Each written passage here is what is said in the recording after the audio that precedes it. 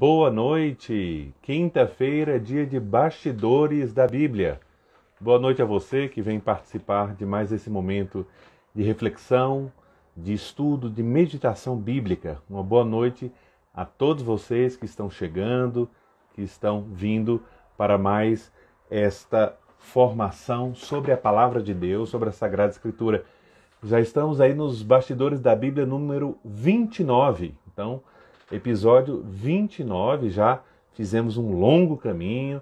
Então, aqui estamos para mais uma etapa. Então, bem-vindo você que está chegando aí, nessa noite de novembro.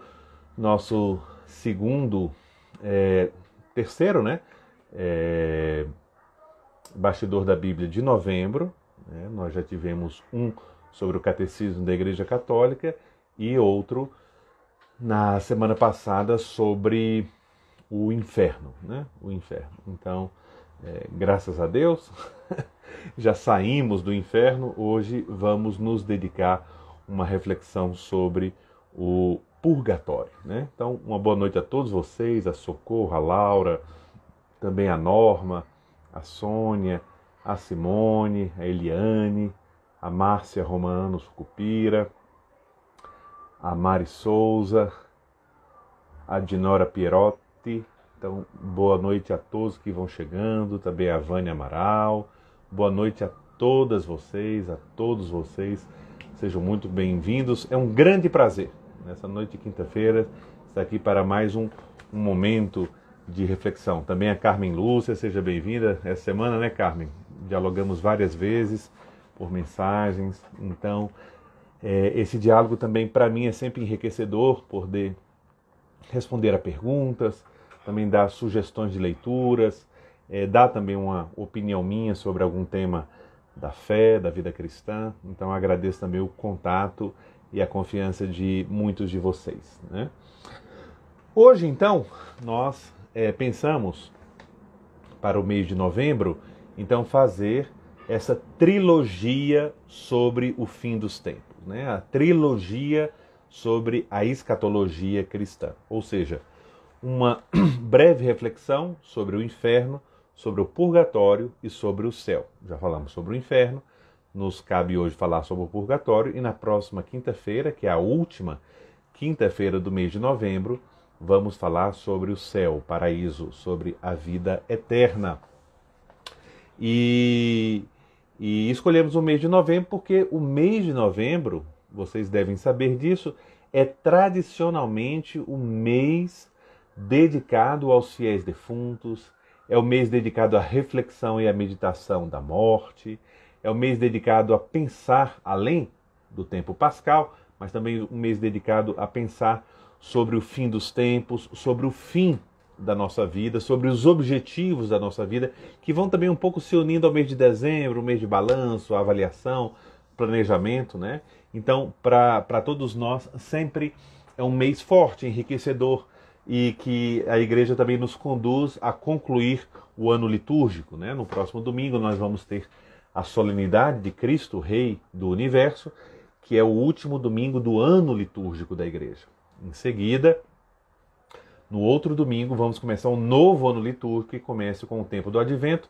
E como vocês vão saber mais à frente, nós vamos ter a ocasião também de, nos bastidores da Bíblia aqui, vivermos um pouco melhor o Advento e também nos prepararmos bem para o Natal, porque é um tempo eminentemente bíblico, como todos os tempos litúrgicos, mas o tempo do Advento um tempo que assume em si mesmo toda a dimensão do Antigo e do Novo Testamento, tá bom?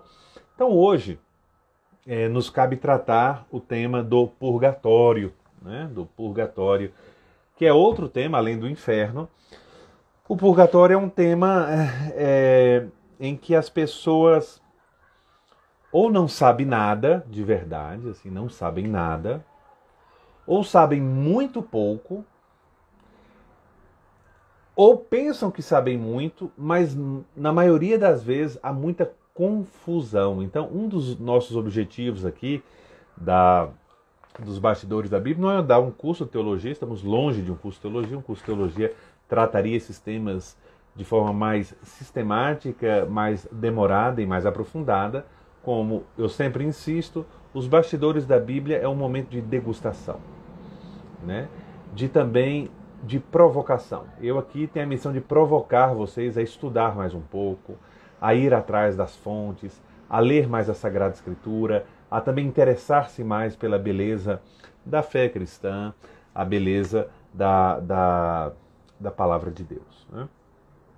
Então, sobre o purgatório, a primeira coisa que eu queria fazer era explicar um pouco o título que eu dei para a live de hoje, né? Vocês devem ter visto no Stories, no feed, a divulgação que eu fiz, chama-se justamente assim, Purgatório, e tem um subtítulo que é Os Grandes Braços da Bondade Divina, né?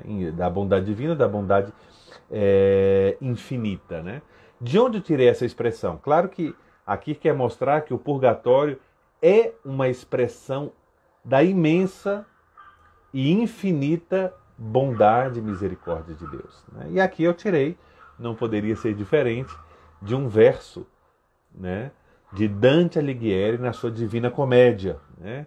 Repito que estamos em 2021 celebrando os 700 anos do falecimento do grande Dante Alighieri, e na sua obra mais importante, La Commedia, que depois, posteriormente, recebeu o nome de A Divina Comédia, Dante faz um percurso teológico, espiritual e também existencial do inferno, passando pelo purgatório e chegando ao paraíso, uma obra dividida em três partes, em três cântica, né, como se diz. Então, justamente na parte do purgatório, no canto terceiro, logo ali já no final do canto terceiro, aparece essa expressão em que o rei Manfredi fala das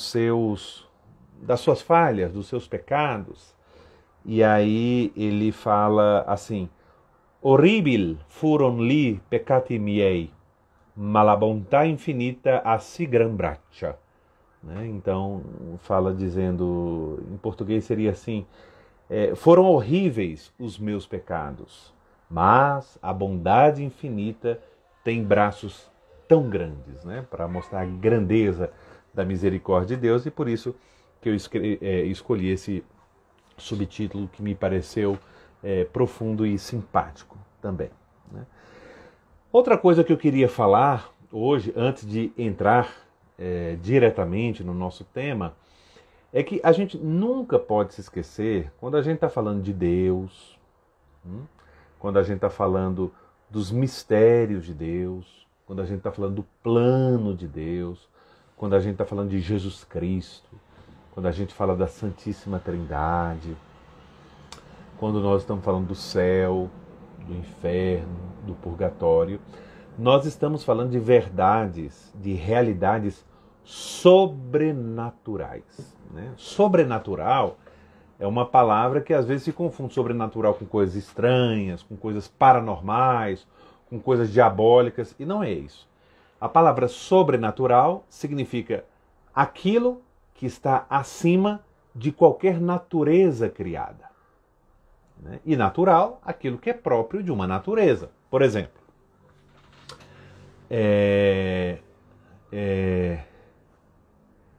pensar é próprio da natureza humana. É um dom natural.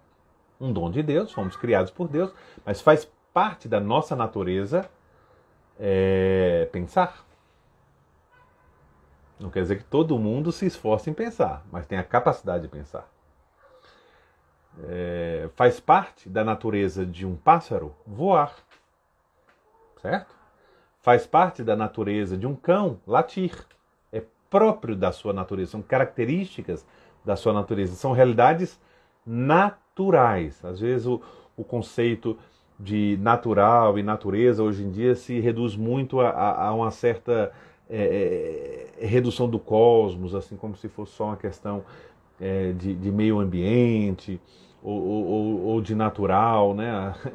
Natural e antinatural, às vezes é uma confusão sobre esse termo, mas Em filosofia e em teologia, natural é aquilo que é próprio da natureza, de uma natureza. Então nós temos a natureza humana, nós temos a natureza animal, a natureza de cada um dos animais, a natureza dos vegetais, a natureza dos minerais, temos a natureza dos anjos, né? Temos a natureza de Deus, né? Aquilo que é próprio, aquilo que está ligado, né? Que faz parte, que constitui a essência de um ser, né? Tá? E uma realidade sobrenatural é aquilo que está por cima, não da minha natureza humana, mas da minha natureza humana, da natureza de qualquer um dos animais, da natureza de qualquer uma das plantas e da natureza de qualquer um dos anjos, sejam eles bons ou maus, sejam eles anjos ou demônios. É algo que está sobrenatural, certo? Que faz parte de Deus. Por isso, por que eu faço essa observação logo no início? Porque aqui nós não estamos falando de observação da natureza. Quando estamos falando de inferno, eu nunca estive no inferno. Ninguém que fala do inferno tem um contato direto, ou não é algo que eu consigo concluir ou saber simplesmente por dedução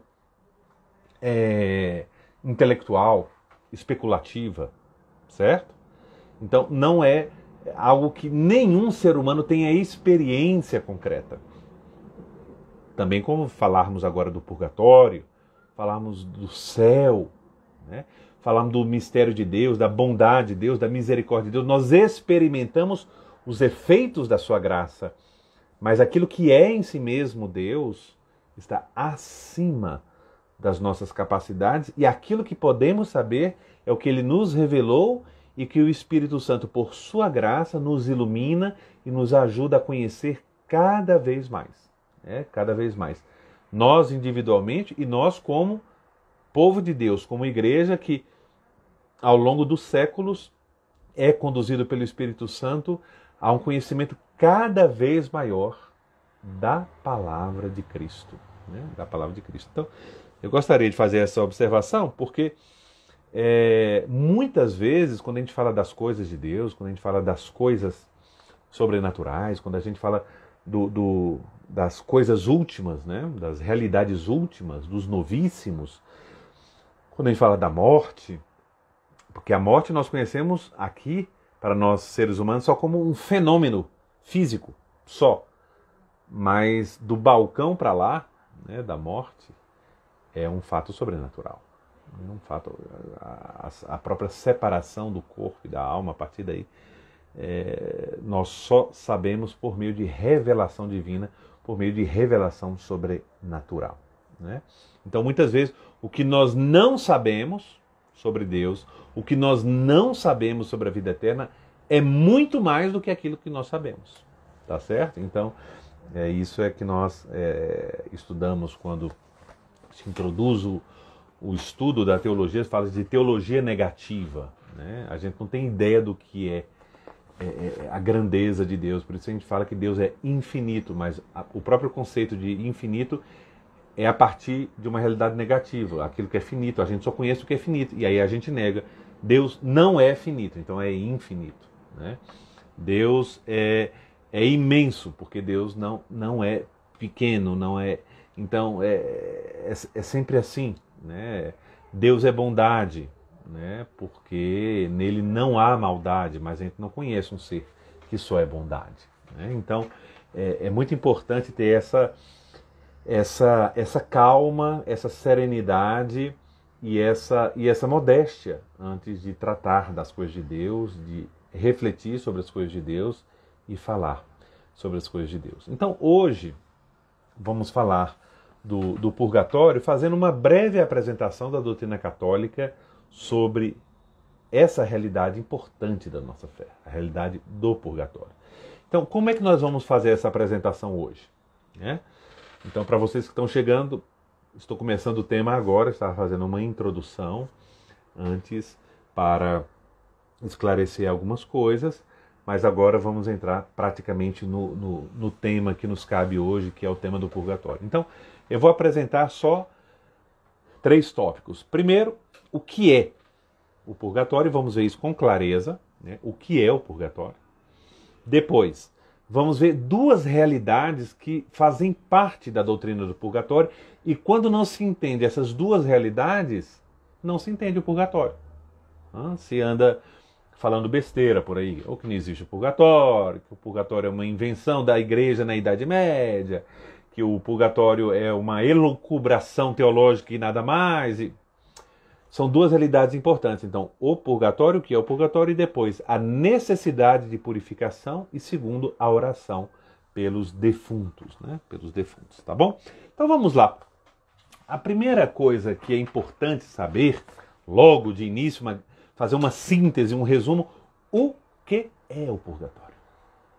O que é o purgatório? E quem é que pode, com mais autoridade, com mais clareza, nos dar essa resposta? Do que o catecismo da Igreja Católica, que vocês já conhecem tão bem, e se não conhecem ainda, assistam a live de 2 semanas atrás, de 4 de novembro, em que tratamos sobre esse livro, que é, depois da Bíblia, o livro mais importante para o católico do século XXI. Então, o Catecismo da Igreja Católica, se vocês têm o catecismo aí ou querem anotar, no número 1030, 1030, diz o seguinte, são 3 linhas em que ele resume toda a doutrina do purgatório. Prestem atenção, ouçam com atenção. Os que morrem na graça e na amizade de Deus, mas não de todo purificados, embora seguros da sua salvação eterna, sofrem depois da morte uma purificação, a fim de obterem a santidade necessária para entrar na alegria do céu. Vejam, aqui cada palavra tem seu peso, cada expressão é rica de sentido, é um condensado da doutrina cristã recebida de Deus, refletida, ensinada e transmitida ao longo dos séculos. Então, vamos ver, nesse número do catecismo, aqui a gente pode ver quais são os elementos, vamos entender melhor o que está sendo dito nessa afirmação, só em 3 linhas, mas tem tanta coisa bonita sendo dita aqui. A gente poderia sintetizar a doutrina sobre o purgatório em 5 elementos, em 5 tópicos que se encontram aqui nesse número do catecismo, né? Esses 5 elementos. Eu vou falar cada um deles e vou explicando, e espero que vocês possam seguir, porque isso ajuda muito na clareza, né? Em primeiro lugar, o catecismo nos diz que, claro, o purgatório faz parte de uma dessas realidades que cada um de nós, de cada ser humano, se encontra após a morte, né? Após a morte. Então é post-mortem, após a morte, né? O que a gente chama de uma realidade de escatologia individual, né? Que diz respeito, em primeiro lugar, a cada pessoa, né? Então, em primeiro lugar, a pessoa que está no purgatório é uma pessoa que morreu, no instante da morte, morreu na graça de Deus. Certo? Então aqui é muito importante. É um dado essencial. Não é a pessoa que está no inferno, é uma pessoa que morreu em estado de separação de Deus voluntária, com pecados, com rebeldias, sem nenhum arrependimento, sem se abrir à graça de Deus, à misericórdia de Deus, como nós vimos na semana passada. Então, em primeiro lugar, a pessoa que está no purgatório é uma pessoa que morreu em união com Deus, está unida a Deus, certo? Isso é uma coisa fundamental, e aqui que tem a distinção essencial entre as almas que estão no inferno e as almas que estão no purgatório. Qual é o segundo elemento? O segundo elemento é que, mesmo tendo morrido em estado de graça, na graça de Deus, não estavam totalmente purificados. Purificados das consequências dos seus pecados, purificados e arrependidos dos pecados leves, dos apegos, das desordens interiores, do peso dos vícios, né? E vícios, quando a gente fala vício, é vício moral, não é vício químico, né? Uma pessoa que tem um vício químico, como fumar ou como beber por vício, necessariamente isso não é um vício moral. Isso tem que ser avaliado caso a caso. Não totalmente purificados. O texto latino, oficial, em latim, do catecismo, fala imperfecte purificati. Então, imperfeitamente purificados. Imperfeitamente. Há ainda uma imperfeição grande, há ainda muita coisa a se limpar, a se purificar, né?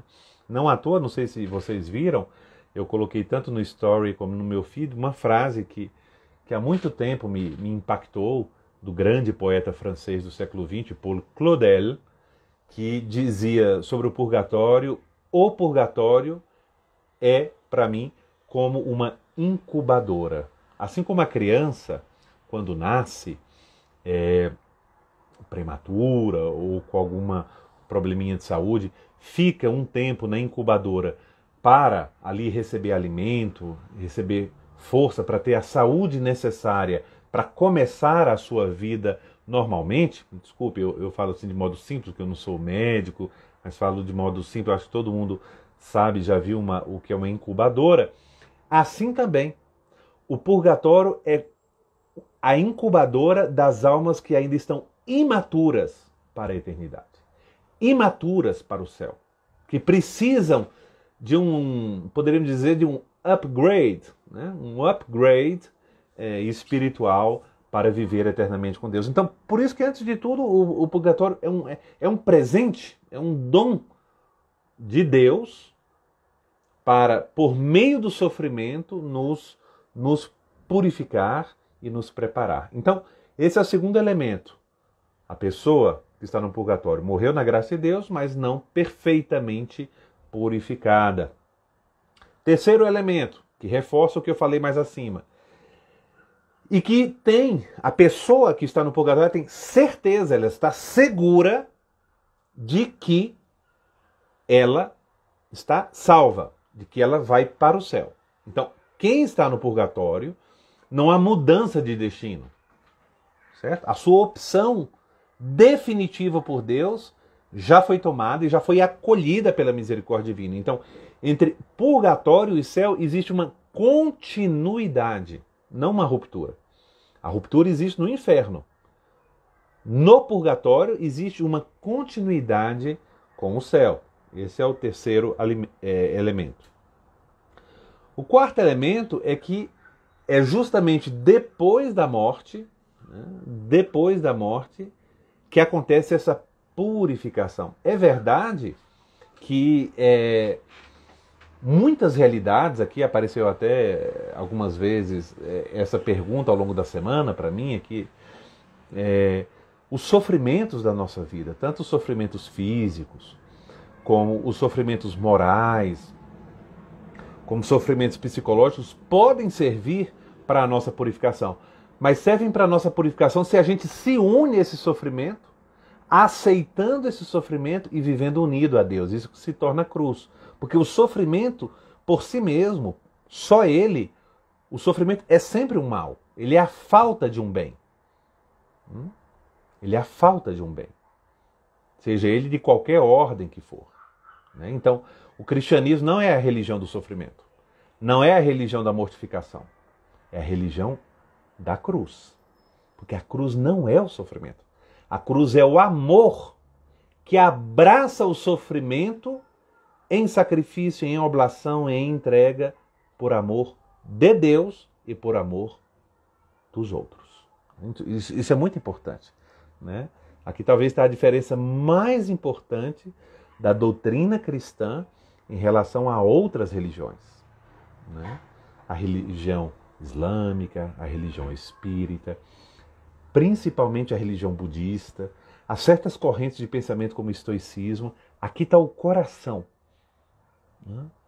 Cristão que ama o sofrimento por causa do sofrimento não é cristão.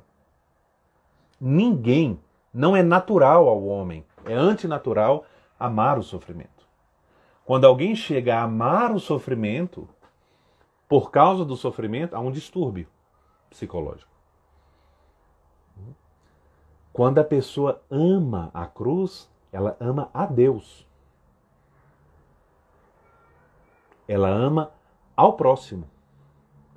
E o sofrimento ela reconhece como um caminho que ela tem diante de si para chegar até Deus. Mas é um caminho de amor, de doação. Não um caminho ao encontro do sofrimento, mas ao encontro do fim de todo o sofrimento, do fim de toda a angústia, o fim de todo o mal, que é a vida eterna. Então, isso é muito importante, porque às vezes tem pessoas que trocam aí um pouco os eixos, né? E começam a viver uma fé dolorista, uma fé negativa. Isso não tem nada a ver com negar o valor da mortificação, da penitência, do sacrifício, de forma alguma. Ao contrário, isso é a forma de dar o verdadeiro sentido de fazer um jejum. O verdadeiro sentido de fazer uma mortificação, de fazer uma renúncia. Por amor. Por amor. Né? E aí vamos à frente, porque esse tema nos levaria teria muito o que falar, que é justamente a dimensão do sofrimento na vida e também no pensamento cristão. Né? A purificação depois da morte. E o quinto elemento dessa síntese doutrinal sobre o purgatório é a finalidade dessa purificação. Porque a purificação não é simplesmente assim, vamos purificar porque eu não presto, ou vamos purificar porque como se Deus fosse assim um perfeccionista divino. Não. A purificação tem uma finalidade para obter a santidade necessária. Nós não somos santos. Só Deus é santo. Ser santa é se deixar encher de Deus. É se deixar purificar por Deus. É se deixar iluminar por Deus. No fundo, purificar-se, santificar-se, significa entrar naquele que é santo. E aí é isso que nós vamos ver na próxima quinta-feira como o céu. Né? Então, vamos agora aprofundar dois elementos importantes dessa doutrina, né, do purgatório. Quando a gente fala de purgatório, a própria palavra purgatório não está na Bíblia, não aparece nenhuma vez na Bíblia. Se alguém vai... Então, onde tem a palavra purgatório? Em nenhum lugar da Bíblia. Pode pegar do Gênesis, ler, folheando todas as páginas, até o final do livro do Apocalipse, e vai ficar triste. Não encontrei a palavra purgatório. Ao contrário, a palavra inferno, céu, aparece muitas vezes. Por quê? Porque a palavra purgatório é uma palavra que aparece bem depois, nasce no ambiente da igreja, no ambiente da doutrina da igreja, da teologia da igreja, que quer dizer justamente numa palavra tudo aquilo que acontece. Purgatorium é um termo latino que nos quer dizer uma condição, uma situação de purificação. Purgatio, se a gente fosse quase traduzir literalmente uma purgação, o ato de purgar, em latim significa purificar. Então, tanto que o Catecismo da Igreja Católica, quando vai falar sobre o purgatório, usa justamente a purificação final ou purgatório, como se dissesse um termo explicando o outro. Né? Então, essa necessidade de purificação, e depois vamos ver a oração pelos defuntos, que são quase que dois eixos aí que sustentam a doutrina do purgatório.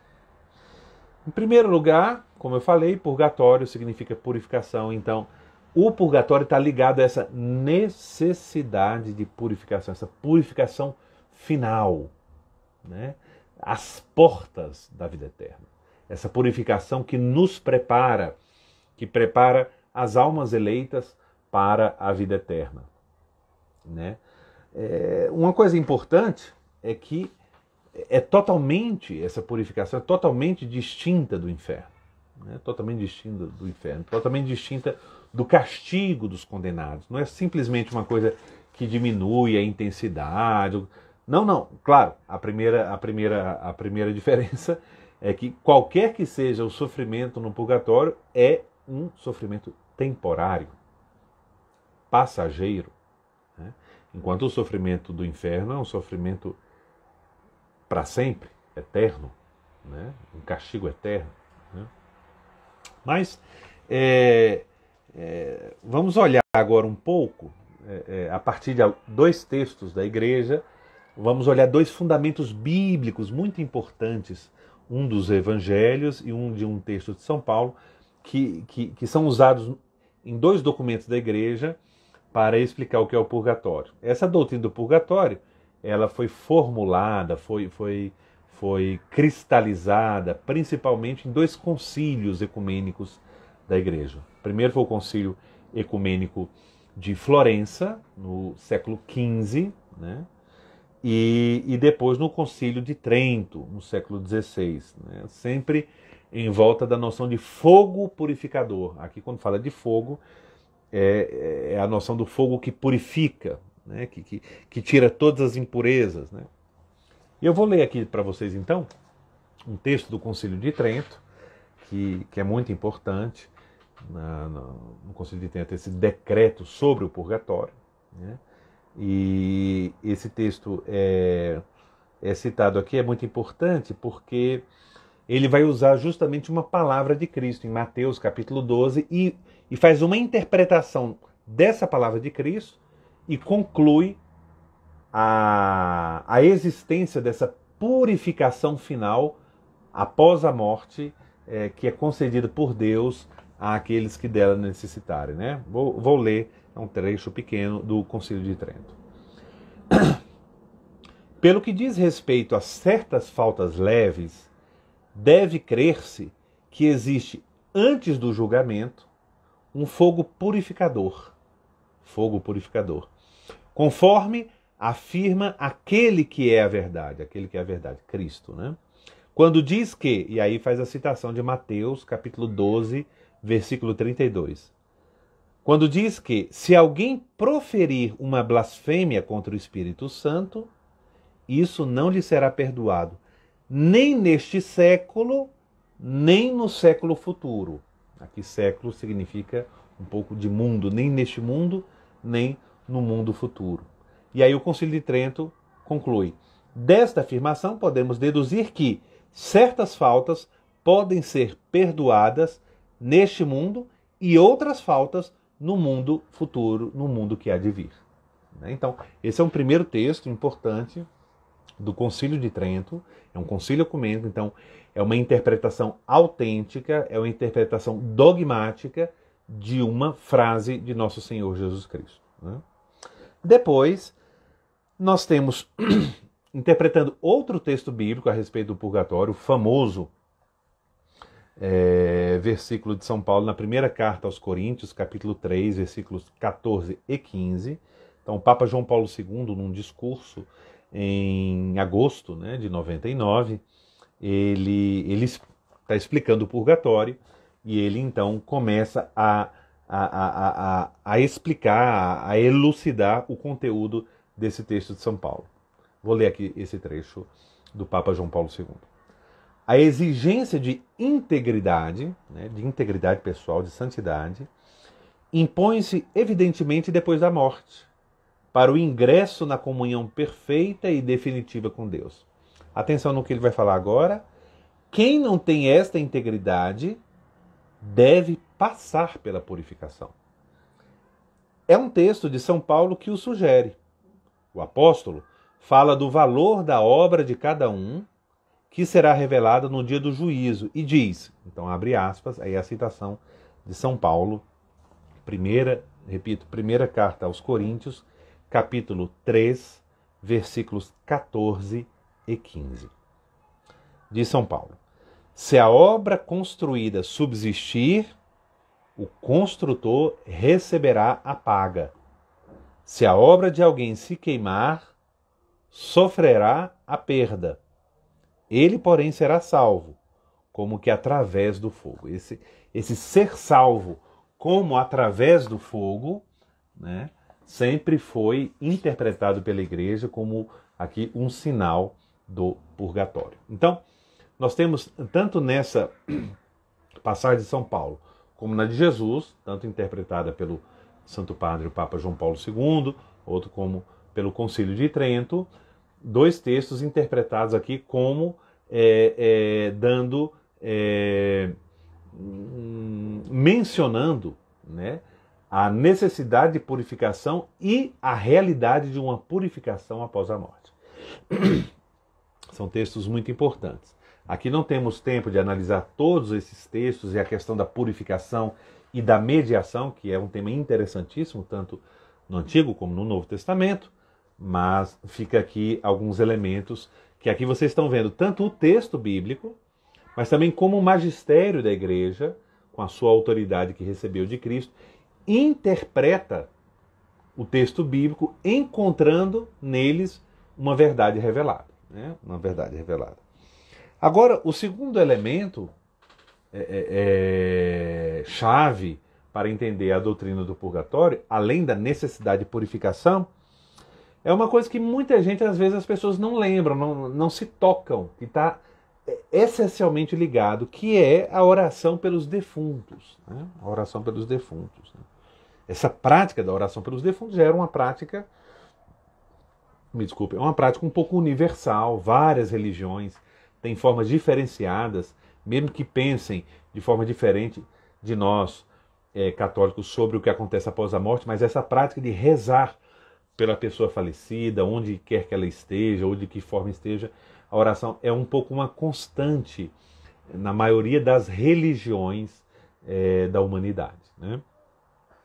E a oração pelos defuntos é algo que surge já no judaísmo, principalmente o judaísmo tardio, e depois o cristianismo, a Igreja Católica, já desde o início tem essa prática de orar, de rezar pelos defuntos. Então, eu queria só esclarecer umas coisas aqui para que vocês entendam, né? Não é que a gente sempre tem que explicar isso para as outras pessoas, mas é importante entender.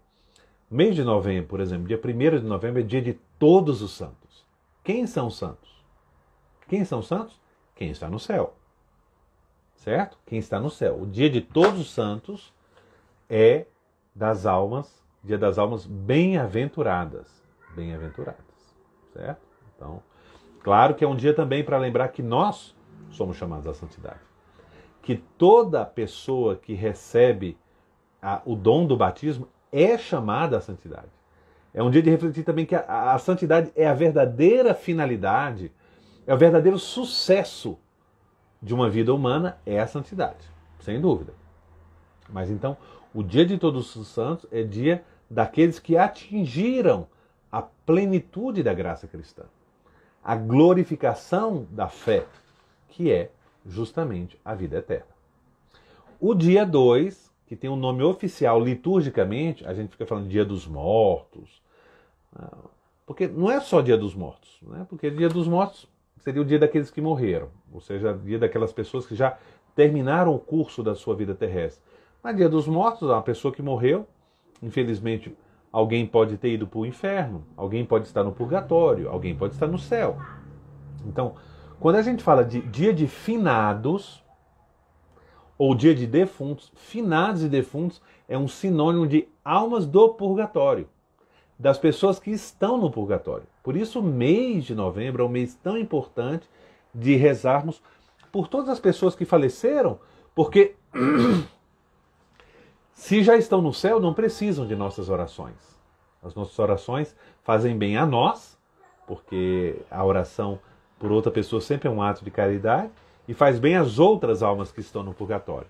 E se estão no inferno, infelizmente, a nossa oração não pode suprir o ato livre de uma vontade que recusa definitivamente a Deus, né? Então, o dia dos fiéis defuntos é um dia de rezar pelas almas do purgatório. É uma prática que nós podemos fazer sempre, rezar pelas almas do purgatório, oferecer obras de penitência, oferecer indulgências pelas almas do purgatório. Essa oração pelos defuntos, ela tem um fundamento bíblico muito importante no Antigo Testamento, no conhecido capítulo 12 do segundo livro de Macabeus. Vou só ler esse versículo, capítulo 12, versículo 46, né, que diz assim: por isso, Judas Macabeu, o grande capitão Judas Macabeu, pediu um sacrifício expiatório para que os mortos fossem livres de suas faltas.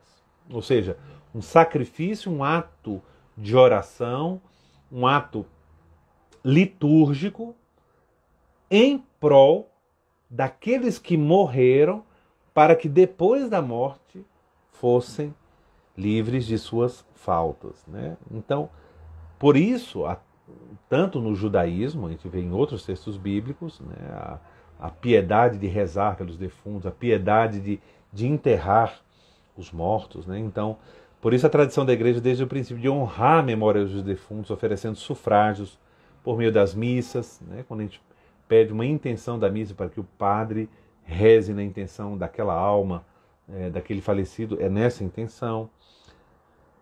Quando oferecemos indulgências, obras de caridade, obras de penitência, é muito importante. E aí o Catecismo da Igreja Católica, falando dessa oração pelos defuntos, cita um trecho de uma belíssima homilia de São João Crisóstomo, né?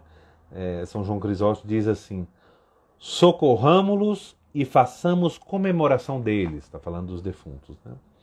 Se os filhos de Jó foram purificados pelo sacrifício do seu pai, por que duvidar de que as nossas oferendas pelos defuntos lhes levam alguma consolação? Não hesitemos em socorrer os que partiram e em oferecer por eles as nossas orações, né? Então, isso é muito importante, é um belo texto que termina, o Catecismo da Igreja Católica termina a sua exposição sobre o Purgatório número 1032, com esse texto de São João Crisóstomo. E a última coisa que eu gostaria de explicar, quando a gente reza, recita no credo, creio na comunhão dos santos, essa comunhão dos santos é a comunhão que existe entre esses três componentes da igreja, os membros da igreja. A Igreja Católica não é uma instituição social ou uma instituição religiosa que vive nesse mundo só para fazer caridade ou para conscientizar as pessoas de uma vida diferente. Não, não, não, não. A Igreja é o corpo místico de Cristo. É o povo de Deus reunido na unidade da Trindade, certo?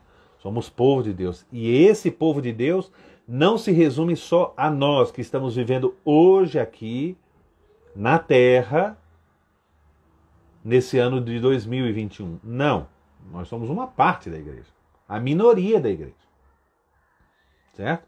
Então, e chama comunhão dos santos porque todos aqueles que participam da santidade de Deus pelo batismo, por todos os sacramentos, pela fé, pela esperança e pela caridade, são chamados santos, né?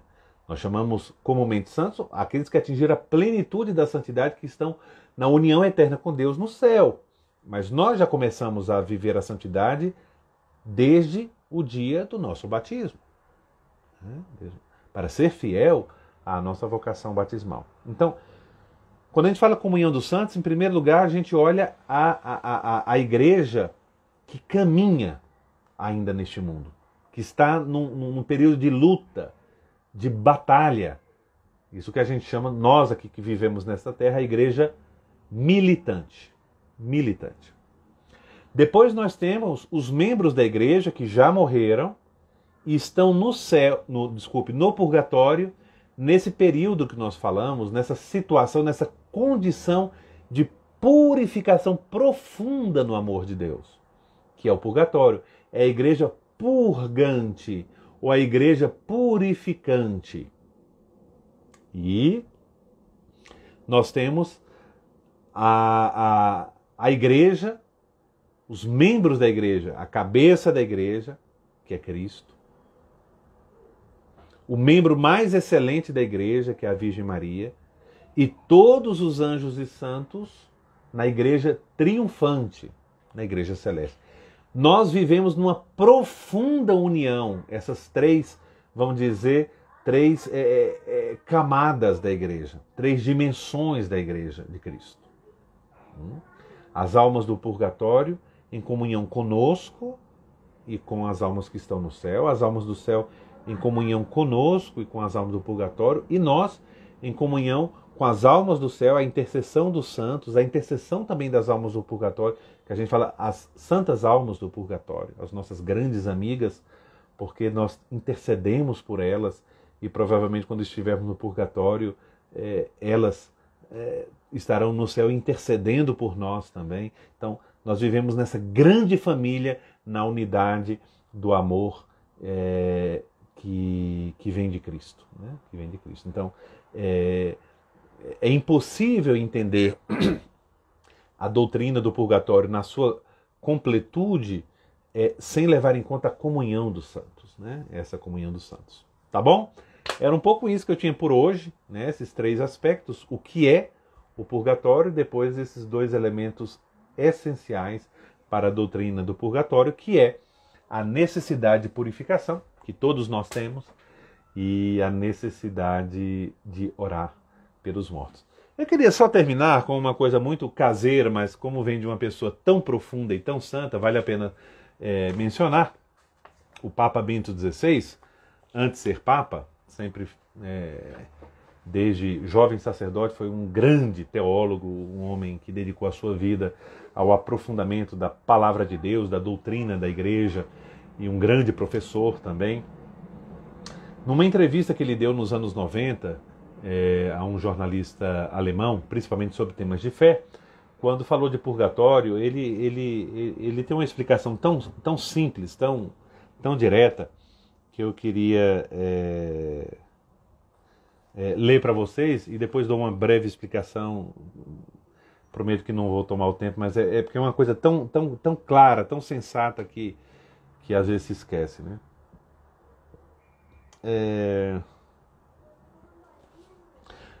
Diz o então cardeal Ratzinger, hoje o Papa Bento XVI, né? Diz assim: o purgatório, então, tem um papel muito significativo. Poucos homens podem orgulhar-se de uma vida totalmente pura e realizada. E esperamos também que sejam poucos também aqueles homens que tenham tido uma vida totalmente falida e sem jeito. Na maior parte das pessoas, os erros não sufocaram a saudade do bem. Deus é capaz de recolher os cacos daquelas existências e de emendá-las. Temos, porém, necessidade de uma última purificação, o purgatório, justamente, no qual o fato de ver a Cristo nos faça queimar até ao ponto de nos tornarmos livres. E que esse olhar nos purifique, tornando-nos prontos a encontrar a Deus e a morar com Ele em sua casa. Eu acho interessante esse raciocínio do cardeal Ratzinger, porque, pensemos bem, a maioria das pessoas não é nem uma pessoa malvada demais, nem uma pessoa boa demais, né? Não existe ninguém perfeito e ninguém 100% ruim, como é o demônio, por exemplo. Em geral, o ser humano, no nosso coração, se mistura esse joio e esse trigo. Esses desejos de bondade, esses atos de caridade, mas também esses desejos mesquinhos, essas vinganças, as invejas, as escolhas erradas, né, as teimosias, né? E que, ao longo da vida, através da sua liberdade, vai recebendo o convite à conversão, o convite à mudança de vida, mas que, na história de cada um, isso vai tendo composições diferentes. Então, olha que interessante o que diz o cardeal Ratzinger. Seria muito estranho não existir o purgatório. Porque não existe almas 100% santas que para ir sempre para o céu, e depois almas 100% que recusam a Deus para ir para o inferno. A grande parte das pessoas, provavelmente, são pessoas que estão no meio, né? de fidelidade em fidelidade, de amor e de egoísmo, que pecam e se arrependem, que crescem e que depois diminuem, né?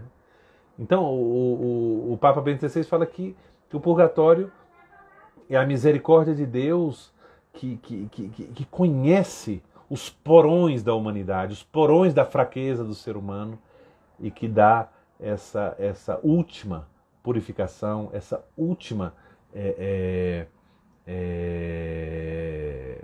luz que vence as trevas para conduzir cada um de nós à vida eterna, à vida sem fim, né? Pois é, não sei se vocês têm alguma pergunta, eu já terminei então aqui minha apresentação, vamos ver se alguém já escreveu uma pergunta aqui, vamos ver. Aqui é só uma saudação mesmo. Alguém tem alguma pergunta, alguma dúvida? Não sei se eu deixei alguma dúvida, se alguém quer que seja explicado algo mais. Vamos ver aqui.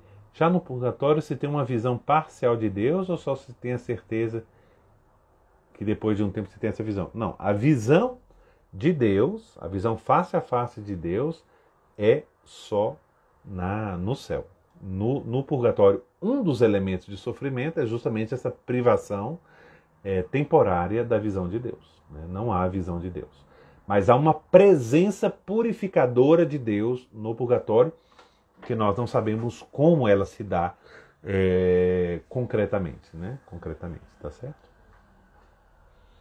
Todo mundo agradecendo, muito obrigado a vocês também pela paciência comigo e de me ouvir, mas tento preparar bem e apresentar a vocês pelo menos uma boa degustação de algo tão grande, tão belo, que é a doutrina cristã, a doutrina da igreja, né? Muito obrigado a vocês, muito obrigado.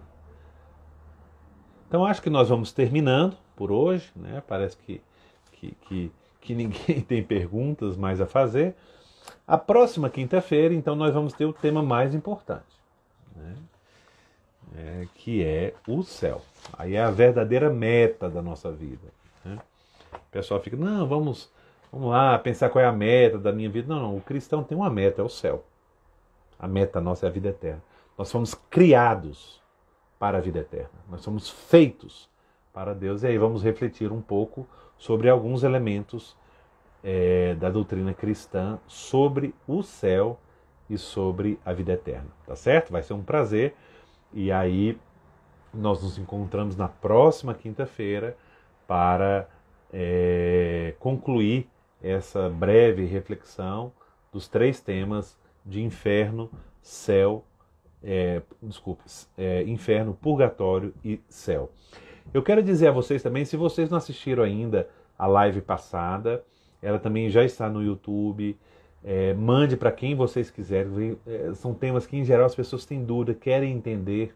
Eu acho que muitas pessoas podem ser confortadas, iluminadas e até animadas por essas lives, tanto do inferno como hoje a do purgatório e a da quinta-feira sobre o céu, tá certo?